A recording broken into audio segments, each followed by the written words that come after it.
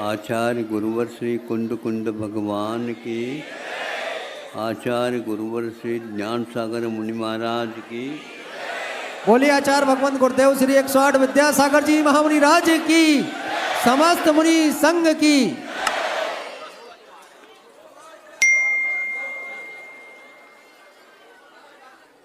चक्रवर्ती को 16 स्वप्न गिरे बताते हैं। जैसे 16 स्वप्न तीर्थंकरों के माता पिताओं को पड़ जाते।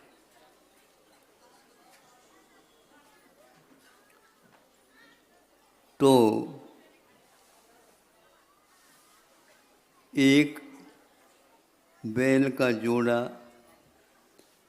हल की ज्वारें उसके ऊपर रखा और किसान अपना खेती करता है। बीच बीच में वो उसको क्या पाड़े बोलते, पाड़े, हाँ पाड़े। बैल अलग होते तो पाड़े अलग होते। तो वह स्वप्न उस पाड़ों का था। हाँ, तो पड़ा अब बुंदेलखंड का शब्द आ गया है। तो उसका ऐसा क्यों होता, बार बार वह घुटने टेकते। तो इस स्वप्न का भाव क्या है? तो कहा गया ये पंचम काल आने वाला है, और पंचम काल आने वाला है तो उसमें बड़े बड़े महापुरुषों का अवतार जन्म नहीं होगा, बड़े बड़े राजा वगैरह का नहीं होगा, दीर्घ संगणन का अभाव होगा। ऐसी स्थिति में भी, सुन रहे हो? हाँ सुनो, अपने कंधा लगाना है। हाँ, तो जब बार बार वो घुटने टिकते हैं, इसका अर्थ ये है पंचम काल में श्रावक जो है एक प्रकार से कमज़ोर होंगे। फिर इसके उपरांत उन्हीं में से कोई मुनि बनेगा, कोई क्षुल्लक बनेगा, कोई वो बनेगा, कोई वो बनेगा।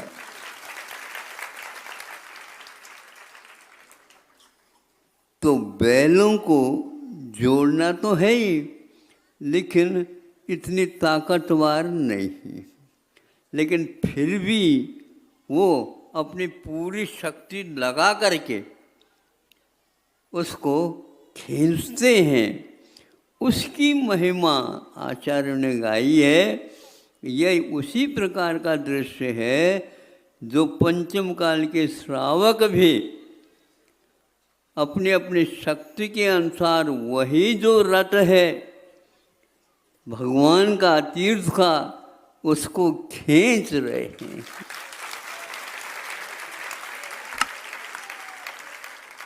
आज के इस दृश्य को देखने से ऐसा ही लगता है कि पड़े जो है ना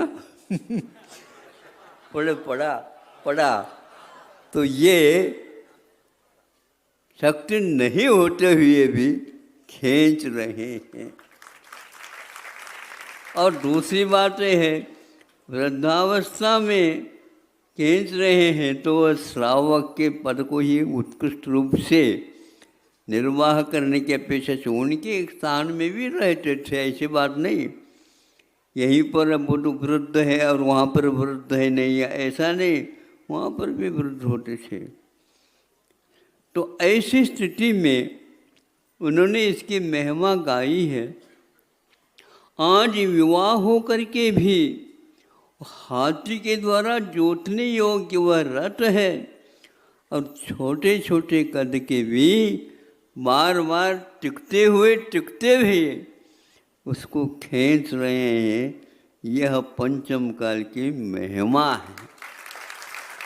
इतने बड़े रथ को भी 28 मूल गुण, तो 28 मूल गुण हैं, 12 मूल गुण तो 12 मूल गुण हैं, अथवा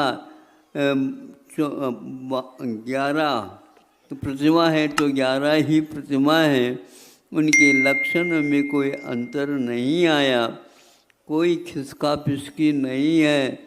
महाराज हम लोगों के लिए कौन सा है, जो वृषभनाथ भगवान ने बताया वही है। बाद में कोई व्यवस्था कर रहे हैं ऐसी नहीं है, ये प्रवाह है तीर्थंकरों से, और आदिनाथ भगवान प्रथम तीर्थंकर थे इस युग के। उससे पहले भी होते थे, किंतु हमने कल नहीं परसों बताया था, भारतवर्ष में तीर्थों का परिवर्तन होता रहता है।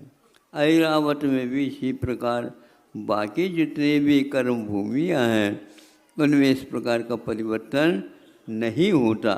इस परिवर्तनीय काल में भी देशों में भी धर्म ध्यान करने के लिए इस तीर्थ का विहार करके उन्होंने उपदेश दिया है। अब दूसरा ये कि जैसे पंचकल्याणक होते हैं और प्राय करके जब कभी भी हमें ले जाते हैं, क्योंकि सूर्य मंत्र देना उससे पूर्व में कुछ ऐसे प्रसंग आते हैं हमारे लिए बहुत परेशान होना पड़ता है। वैसे परेशानी नहीं है, लेकिन फिर भी समझौता निकालना बहुत कठिन होता है। एक तो ये है कि पालकी उठाते उस समय झड़प हो जाती है झड़प पे बोले हाँ, वो पुरुषों मनुष्यों का और देवों का, तो उस वाद विवाद को मिटाना बहुत कठिन है। और प्रतिष्ठाचार्य महोदय कुशलतापूर्वक इस ओर सहारा कर देते हैं, तो हमने कहा कोई बात नहीं, कोई न कोई मार्ग मिलेगा, उसको समझा देते हैं कि देखो ऐसा है, तुम्हारा ठीक है, सभी काम आपने बहुत अच्छे अच्छे किए, लेकिन कहाँ पर आकर के किए ये बताओ पहले। स्वर्ग में बैठे बैठे कर सकते क्या, तो कहाँ आए थे? हाँ, मध्यलोक में भी एक प्रकार से कि नाभि राजा और मरुदेवी इनके घर आकर के और इनके भवन के निर्माण आप लोगों ने किया है। किनके लिए किया है? ये महापुरुषों के लिए किए हैं। स्वर्ग में आज तक कोई महापुरुष नहीं हुआ हो, तो बता देना भैया, क्योंकि वर्तमान युग के हम थोड़े बहुत ध्यान में रह नहीं रहे। आज तक स्वर्गों से तो आते हैं महापुरुष, और यहाँ से भी स्वर्गों से जाते हैं, लेकिन वहाँ पर कोई महापुरुष नहीं होगा।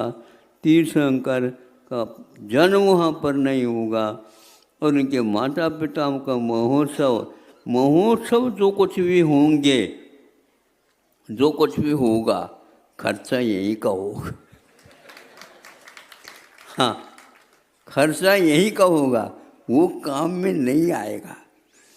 तो एक प्रसंग और है, वो बहुत कठिन है। जब दीक्षा लेने के लिए घर से बाहर निकलते हैं, उस समय रोना धोना चालू हो जाता है। मैं सोचता हूँ भैया इतना मांगलिक कार्य है और इन लोगों को ये इतना भी व्यवहार ज्ञान नहीं है, इनके लिए अच्छे ढंग से भेज देना चाहिए। लेकिन कोई भी आज तक रिकॉर्ड है, देहरी पार करते करते पता नहीं कैसा वह ऊंट कैसे बैठ जाएगी, पता नहीं लगता, छोड़ते नहीं। ऐसा ही यहाँ पर देखने को मिला कई बार। घर से अनुमति नहीं है, और जब तक अनुमति नहीं समझे, फिर बाहर जा कैसे सकते? हाँ, यही बात है। हंसियो नहीं, तुम्हारी को मालूम नहीं। हाँ, तो हम उसके बीच में कुछ बोल नहीं सकते। महाराज जबरदस्ती करते हो। हाँ, गलत ऐसा नहीं, हम भी जानते हैं कि कैसे अपने को कार्य करना होता है, ये आपको मालूम नहीं महाराज, हम पहले से कह देते भैया जो आपको अनुभव है रोने धोने का मुझे नहीं है। ये पक्का, इतना तो अवश्य समझ में आ जाता है। कभी कभी हमें इसका गला रुकने लग जाता कि भैया कैसे ये पालन करते होंगे, ऐसा कौन सा वह आकर्षण है।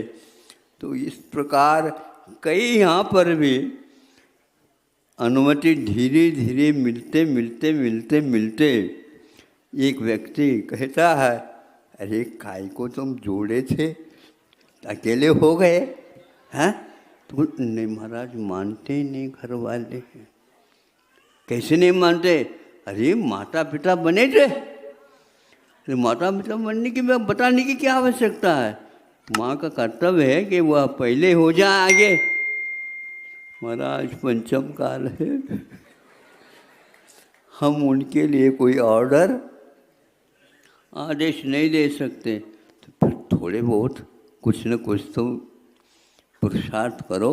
तो उन्होंने मित्र दोनों मिल करके हाँ कहलवा दिया। पहले ही बता देते हम मंच के सामने करेंगे, तो पहले हम बुला लेते। नहीं वो बताने की बात नहीं महाराज। हाँ कभी कभी गड़बड़ हो जाए, हाँ कहने की उपरांत में ना कहने में देर थोड़े होता है, सौदा होता होता टूट जाता। इसलिए मैं जाप जपता रहता इनका सौदा ठीक हो जाए। लेकिन ये तो है, रुचि तो है, उस रथ को हाँकने के लिए हमारा भी कंधा लग जाए। विक्रियाओं के माध्यम से ये सब महोत्सव होना अलग वस्तु होती है, और आप तैयार हो करके इन सब कार्यों में उत्साह के साथ, विरह होता है, विरह नहीं होता ऐसा नहीं। तीर्थंकर नहीं थे राम, तो फिर भी वहाँ पर विरह की बात गाथा होती थी। फिर हमने समझा आज तक तीर्थंकर के माता पिता रोते हुए भी अंत में जा बैठा। मतलब पहले रोएंगे तो सही आवाज़ से, ताकि मालूम पड़ जाए उनको भी कितना घर से बाहर निकलना कठिन होता है। पुनः रोते हुए तुम भी बाहर इधर आ जाएंगे तो हम क्या कहेंगे उस समय, समझ रहे हो? हाँ नहीं समझे, उनको तो रखना नहीं। बाहर निकल गए तो निकल गए, देहरी के बाहर चले गए, और हम देहरी के पास रहेंगे और तुम्हें बुलाएंगे। कब बुलाएंगे? आप अपने आप आएंगे, लेकिन भीतर नहीं। हमारी अनुमति मिलेगी तो आ जाइए महाराज। हाँ तो आ जाएंगे, नहीं तो उठाई खड़े हो जा। नवदा भक्ति होती है। तो इस प्रकार जब विधि की ओर हम देखते हैं तो यह दुर्लभ होते हुए भी, कठिन होते हुए भी श्रद्धा आस्था होने के कारण तैयार हो रहे हैं कि आप लोगों को अभी मालूम नहीं, जो घर बसाता है पुनः वह अपने ही सामने उसको छोड़ देता है। और सब लोगों को संतुष्ट करना तो सबसे ज़्यादा संसार में कठिन है। कुछ न कुछ खटक पटक होता रहता है, लेकिन उन सब को पार करते हुए कुशल श्रावक भी इस दिशा में अपने अपने कुव्वत के अनुसार पुरुषार्थ कर रहे हैं। ये इसलिए कहना आवश्यक होता है कि बहुत निकृष्ट काल में चल रहे हैं हम। हुंडावसर अपनी पंच का अब 5वां तो काल है, हुंडावसर अपनी का काल है। वह असंख्यात पंचम काल निकलने के उपरांत एक हुंडावसर अपनी आती है। उसमें अनहोनी सभी बातें, अच्छाइयों को छोड़ करके बुराइयों का भरमार रहता है। फिर भी रात की हम कितनी मोटाई, कितनी चौड़ाई, कितनी लंबाई है पता नहीं लगता। लेकिन ये एक ध्यान रखना, वो रात भागती इसको ओर आ रही है तो कोई आवश्यकता नहीं, एक ही दीपक छोटी छोटी और वह टिमटिमाते हुए जल रही है, पर्याप्त है। रात को पीठ दिखा करके उसे भगना ही पड़ेगा। ऐसा ही यहाँ ऋषभनाथ भगवान के द्वारा जलाया हुआ दीपक वह इस ढंग से बुझ नहीं सकता और वह किसी भी प्रकार से रात को हावी होने का अवसर नहीं देता। इस प्रकार टिमटिमाते हुए इन आरतियों को देखने से उत्साह बढ़ जाता है और हमें भी सोचना पड़ता है कि आप ही सब कुछ नहीं है, बहुत कुछ और भी है। अभिमान चूर होता है और अपने अपने भाग्य के बारे में सोचना होता है। तो इस प्रकार यह बिना बुलाए, नहीं समझे आप ग्राहकों के लिए विज्ञापन देते हो, नहीं समझे वो स्वयं विज्ञापन लेकर के आता है यहाँ पर। और फार्म भरे हुए पहले से ही तैयार, हमारा इसलिए कहते हैं। और दूसरा कोई ग्राहक आ जाए तो संख्या फिक्स हो तो कैसे करेंगे हम इसलिए संख्या फिक्स नहीं करते, जितना आना होता आ जाए। तो उनका भाग्य है, हम क्या कर सकते। एक के कुछ घर में गड़बड़ हो गया, वो चला गया, हम आ रहे हैं, बिल्कुल आ रहे हैं, उसी बीच में 15 मिनट भी नहीं हुए संख्या पूर्ति होने को हो गया। तो उनको भी समझा दे, इनको भी समझा दे, दोनों को भी छोड़ना नहीं। ग्राहकों को बनाना सीखो तो यहाँ पर आकर के सीखो। ये वृद्ध हो करके इस प्रकार तैयार हो रहे हैं, जवान हो तो बात अलग होती है। बिल्कुल भीतर वही चैतन्य है, शक्ति है, आत्म पुरुषार्थ है, भाव है और साता इत्यादि का जो फोर्स है उसके द्वारा अपने आप काम होता रहता है। फिर भी महाराज आप भाग्य को मानते हो कि नहीं, क्यों नहीं, भाग्य के बिना कोई भी कार्य नहीं हो सकता। मांगने की बात हम कभी भी नहीं करते, वातावरण ऐसा बना हुआ रहता है। उसके लिए ऐसा एक पंक्ति बता दो कि ये देखो भैया हम आग्रह नहीं करते, आप समझो, नहीं आपको तो कुछ करना चाहिए, आपके करने कहने से होता, ऐसा नहीं है। जिसका भाग्य है वह अपने आप ही उस सीट पर आकर के बैठ जाता, इसमें किसी प्रकार का अंतर नहीं है। इसलिए ऐसा भाग्य बांधो जिसके द्वारा ये कठिन से कठिन काम भी, बड़े से बड़े काम भी चुटकी बजाते बजाते, छोटे बच्चों को चुटकी बजाओ तो आवाज़ ही नहीं निकले, लेकिन आवाज़ नहीं निकलते हुए भी उसकी दृष्टि में तो आवाज़ है, यूँ करता है वो। हाँ, तो उसी प्रकार श्रावकों का काम है। इधर ये तैयार हो रहे हैं तो अनेक श्रावकों का उत्साह बढ़ता जा रहा है। हमें इन सब लोगों की सेवा करनी है। तो अन्यत्र तो विहार होता होगा, यहाँ तो हाँ, तो छुल्लकों की चर्या कैसी होती है, ये सारे के सारे यहाँ पर आने के उपरांत आपको देखने को मिलेगा। अभी नेमावर में सुनते हैं महाराज पता नहीं रात कब होती है और दिन कब होता है, आराम के साथ चर्या पल रही है।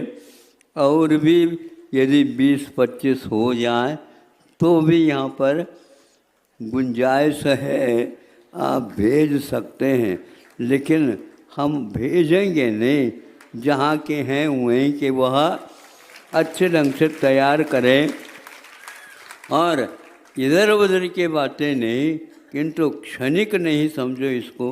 ये धर्म ध्यान करने के लिए हमेशा हमेशा मृत्यु सामने खड़ी है ऐसे मान करके करते हैं तो धर्म ध्यान कर सकते हैं। विद्या अध्ययन करना चाहते हैं तो अभी मृत्यु नहीं है, अभी वृद्ध नहीं हुआ ऐसा समझा जाता, किंतु धर्म ध्यान करने के लिए आज क्षण सामने काल आकर के खड़ा है। इसलिए जितना बने उतना आप करते जाओ ताकि अगले एकाध जीवन में हमें भी वह सौभाग्य प्राप्त हो जाए। आज इतना ही पर्याप्त है। मध्याह्न में आप लोग साथ संबंध निमंत्रित है।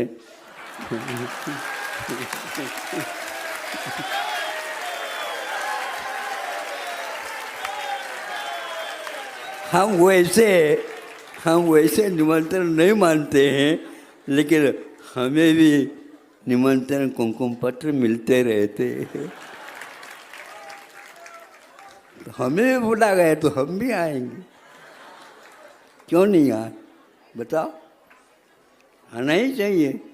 हाँ, इतना अवश्य प्रतिपल यही भाव रखते हैं। इन लोगों का उत्साह दिन दुगुनी और रात चौगुनी बढ़ता जाए। अहिंसा परमो धर्म।